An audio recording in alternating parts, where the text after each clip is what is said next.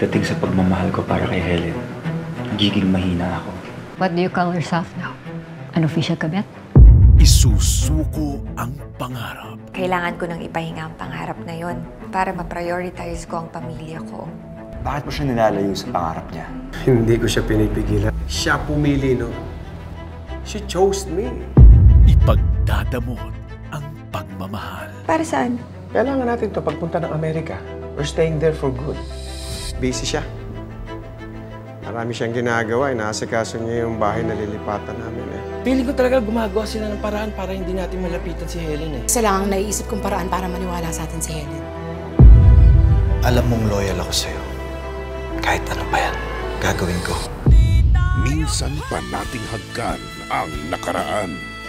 Weekdays 4:30 p.m. sa TV5.